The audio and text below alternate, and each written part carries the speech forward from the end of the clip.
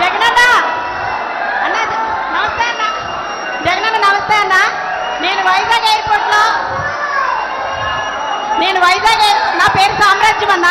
నేను వైజాగ్ ఎయిర్పోర్ట్లో fusion food సంబంధించి కోడికత్తి సీను చేసిన దానికి సంబంధించి ఎయిర్ క్యాటరింగ్ లో చీఫ్ సెక్యూరిటీ ఆఫీసర్గా చేస్తున్నానన్న. నేను అప్పట్లో వాళ్ళు టీడీపీ వాళ్ళని చెప్పి తెలియక నేను రిక్రూట్మెంట్ చేస్తే వెళ్ళున్నానన్న. నేను జరిగింది ఏంటంటే, ఎప్పుడైతే నేను జగనన్న అభిమానం తెలిసిందో అప్పటి నుంచి వాళ్ళు నన్ను సస్పెక్ట్ చేస్తూ మీరు నన్ను ఏదో ఇన్స్పైర్ చేసి పెట్టారని నన్ను ఫస్ట్ నుంచి హెరాస్మెంట్ చేసుకుంటూ వచ్చారన్న. అక్కడికి టీడీపీకి సంబంధించిన నాయకులు కానీ, ఆ సీఎస్ వేణుగోపాల్ కానీ, చంద్రబాబు నాయుడు కానీ, లోకేష్ కానీ, బాలకృష్ణ కానీ, ప్రతి ఒక్కరు, హర్షవర్ధన్ అందరూ అక్కడ కూటమిలాగా ఉండేవాళ్ళు అన్న. అక్కడ ఉన్నప్పుడు అక్కడ జరుగుతుందంతా నేను చూస్తూ ఉన్నానన్న. యాజ్ ఏ సీఎస్గా బీసీఎస్ రూల్ ప్రకారం ప్రతిదీ జరగాలని నేను ఉంటే ప్రతిదాన్ని అవాయిడ్ చేసి నన్ను సస్పెక్ట్ చేసి పక్కన పెట్టేశారన్న.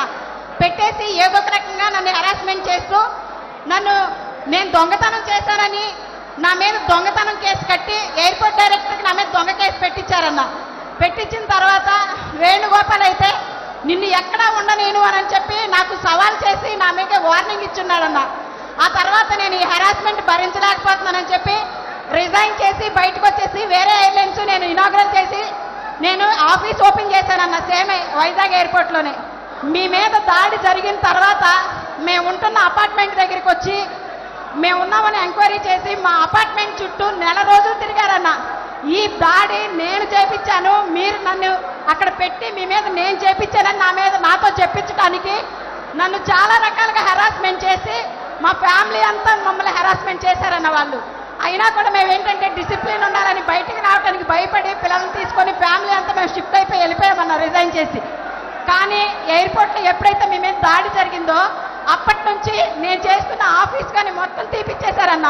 ఆ తర్వాత వచ్చి అక్కడ జరుగుతున్న ప్రతి మీటింగ్ కూడా నేనేదో మీకు క్యారీ చేస్తానని నన్ను సస్పెక్ట్ చేసి క్యారీ చేస్తున్నట్టుగా వాళ్ళు ఊహించుకొని నన్ను పూర్తిగా ప్రతి మీటింగ్కి అవాయిడ్ చేసి నన్ను పూర్తిగా అక్కడి నుంచి ఆపేశారన్న.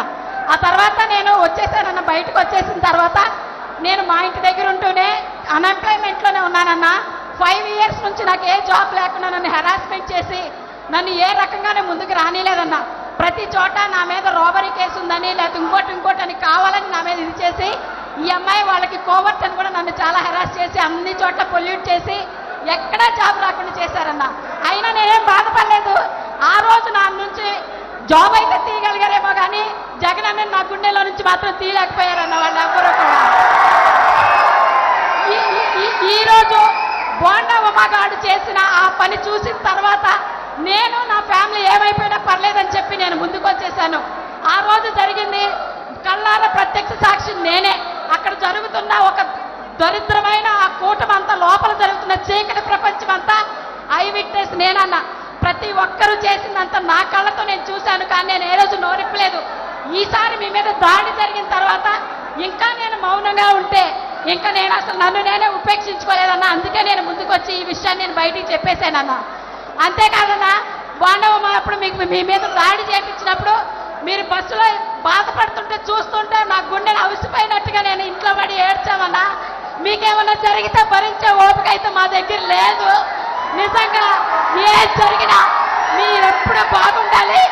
మీ కాళ్ళ దగ్గర దరిదాపుల్లో కూడా ఎప్పుడు కూడా మహాకూటమైనా కూడా మీ దగ్గరికి రానియు. అందరి తరిమి కొడతామని చెప్తామని తెలియజేస్తానా. మీరు బాగుండాలి. ఎప్పుడు మీతో కలిసి ఈ యుద్ధంలో ధైర్యంగా పోరాటానికి మేమంతా సిద్ధమని చెప్పి మీకు తెలియజేస్తానన్నా. నేను మీ చెల్లినన్నా, మీరంటే నా పంచ ప్రాణాలన్నా.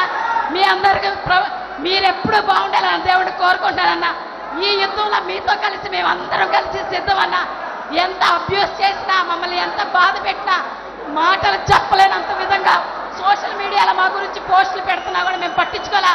మాకు కావాల్సింది మీరు. మీ గురించి మేము ఎప్పుడు అలాగే భరించాలనుకున్నాం. మేము పట్టించుకోలేదన్నా. మీరు బాగుంటారు. మళ్ళీ మీరే సీఎం అన్నా. జై జగనన్న, జై జగనన్న, జై